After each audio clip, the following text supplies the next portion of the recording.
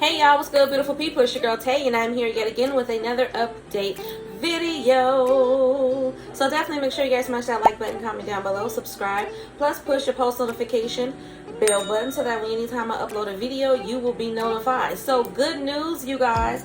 I did check emergency SNAP maximum benefits for the month of June, and there are quite a few states that surprisingly have been approved. Now, I'm pretty sure you guys have already gotten this information from somewhere else, but I'm here to give you guys my information, okay? With that being said, we are going to jump right into the news. So the first thing that I actually wanted to touch back on was the subject of what happened in Texas with those children. So I did read into it. If this is something that you guys are not interested in, I do understand, but it's still daily news. It is a situation that I am following. I'm very curious to know what are the next steps are going to be in that particular situation. There's a lot of jargon that is coming out of the White House, specifically from the president. So I wanted to dive a little bit deeper into that. Of course, I will give you the names of the states that have been approved for emergency SNAP maximum benefits for the month of June. So stay tuned for that. Hold on here. I'm looking at an article that looks a little strange to me. This is talking about segregation, which is why it kind of stumped me. It says the era of segregation in America came to a point where a practice known as separate but equal brought forth water fountains and even whole restaurants that were labeled as either whites only or black/colors only. A few students at the Colerain, I don't know if I'm saying that right, it's Colerain high school in Cincinnati thought it would be a funny joke at the expense of our nation's historic issue with prejudice by taping signs over the school's water fountains that read whites only and blacks only, okay? And then there's a picture, of course. I'm trying to get down to what was done about this. Daily Mail, which is I'm assuming is the news source in this particular situation, was able to obtain a photo of the handwritten signs seen above, okay?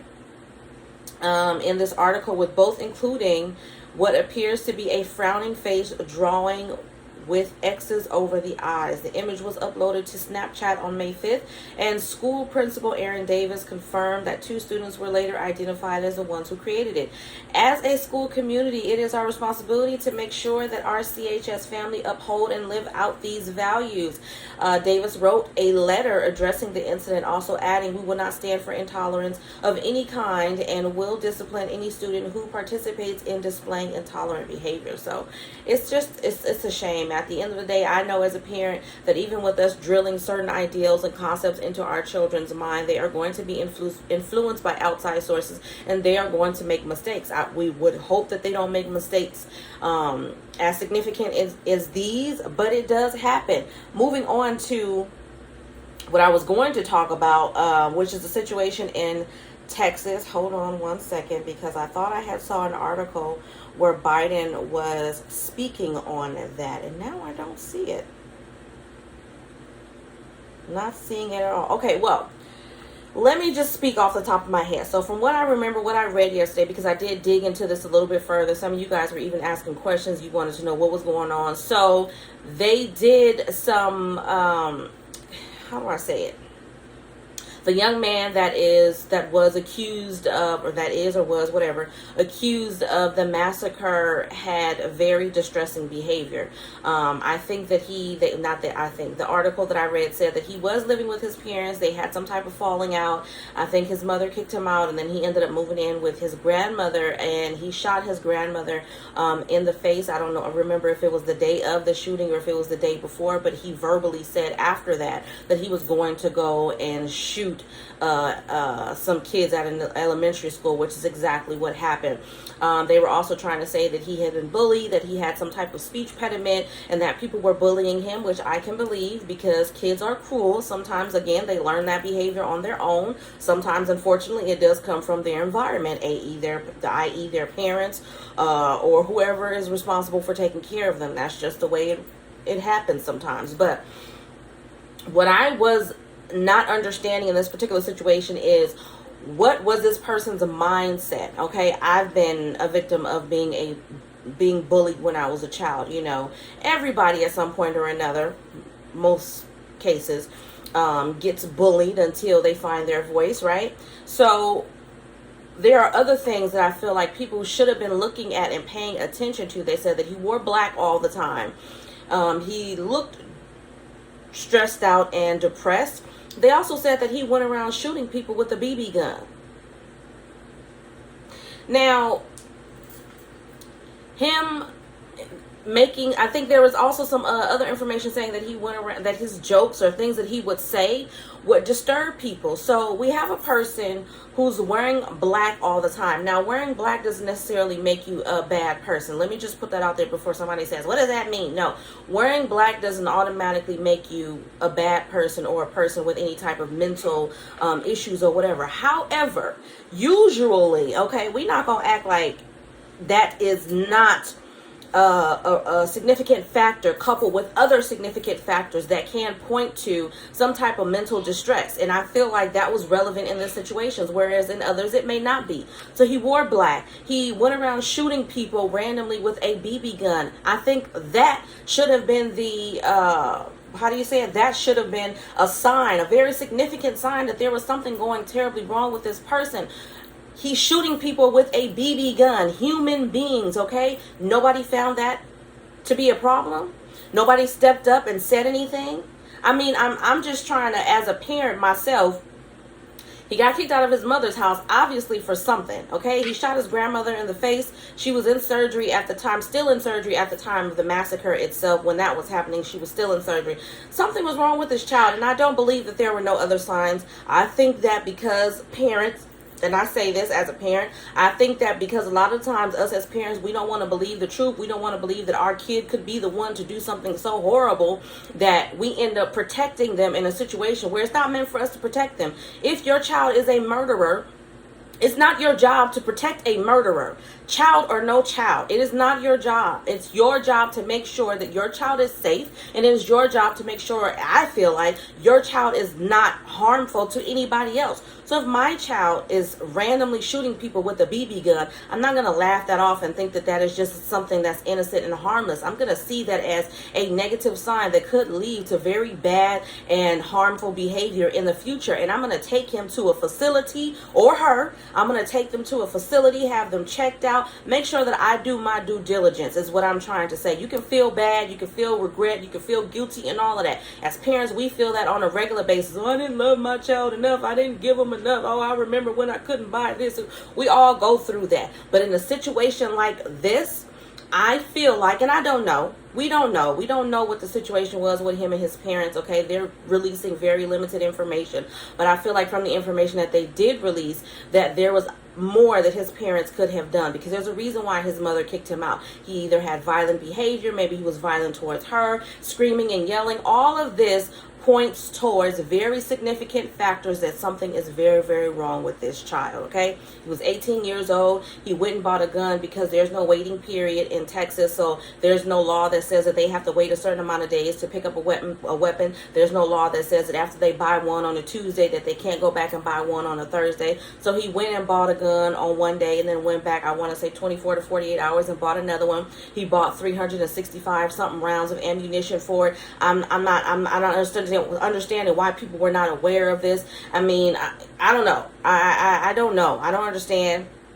You know, I do think that there needs to be some more weapons laws in place to prevent people from being able to purchase them just because it is a Tuesday. I feel like if a person has a history of mental health issues or anything like that, that takes a person off of the list of being eligible to purchase a weapon. I don't give a damn about Second, Third, Fourth, Fifth Amendment or none of that. Whichever one of them applies to being able to purchase a weapon, I don't care about none of that, because the reality is a lot more fools end up on the streets with weapons than sane people, okay? So that's just how I feel about that situation. I'm going to stop talking about it because we've been talking about it for a very long time. On that note, we are going to jump very quickly into one topic before I get to emergency SNAP maximum benefits for the month of June.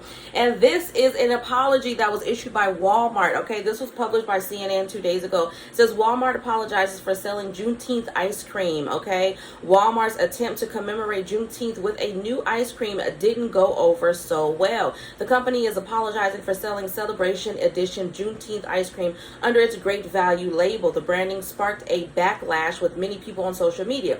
Share and celebrate African American culture, emancipation, and enduring hope. The label on the red velvet flavored ice cream read, Juneteenth holiday marks a celebration of freedom and independence, a Walmart spokesperson said in a statement. However, we've received feedback that a few items cause concern for some of our customers, and we sincerely apologize. We are reviewing our assortment and will remove items as appropriate. Other Juneteenth themed items that appear to be on sale include party plates, according to a tweet. One critic on Twitter said the ice cream highlighted why it's important to have diverse voices at the table when making strategic business decisions.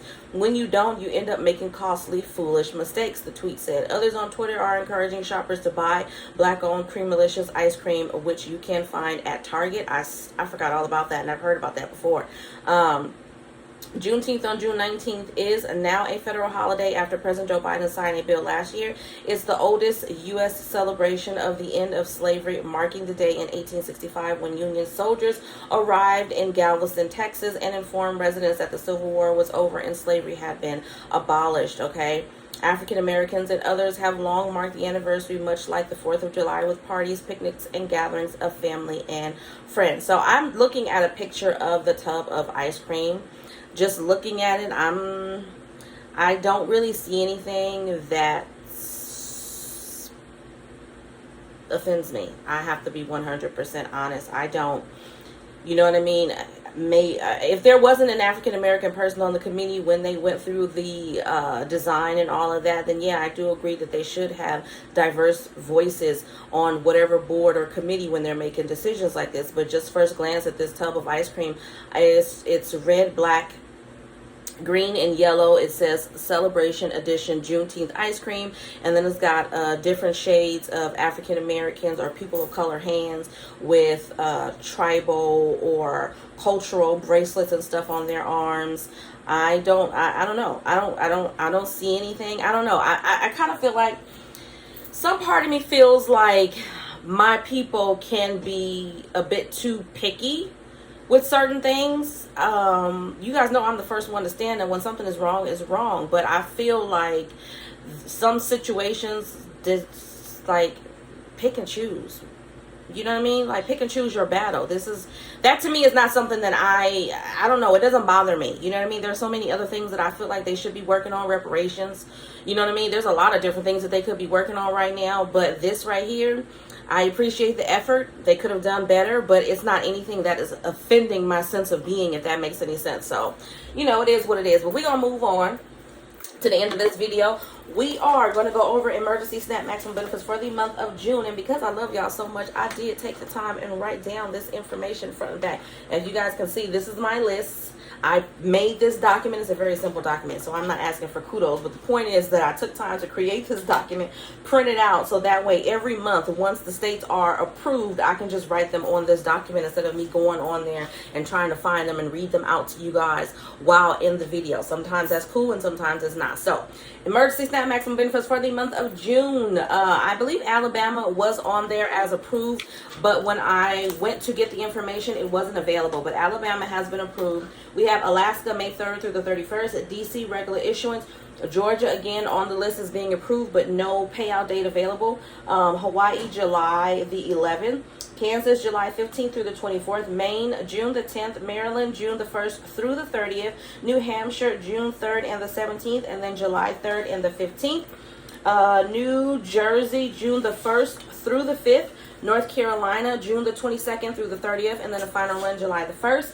Oregon June 10th, 29th, and then final run July the 1st. Pennsylvania, we have June the 16th through the 18th, the 22nd through the 25th, the 28th through the 30th, and then a final run on August the 5th. Rhode Island, we have June the 3rd. South Carolina, we have June the 1st through the 19th.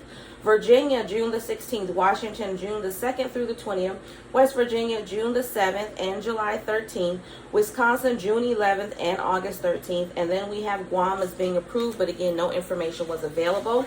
Like I always tell you guys, you may be able to find information for your state on their social media pages. That includes Facebook, Twitter, And it would be under your state's Department of Social Services, Department of Human Services, Department of Human and Health Services, whatever it is called in your particular state. But as always, you guys, I hope this information was in some way helpful or useful to you guys in the least little bit.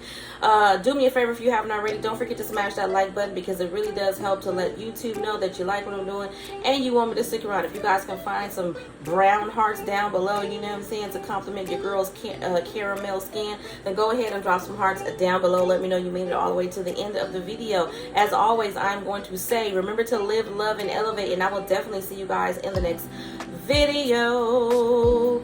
Peace, y'all. Bye.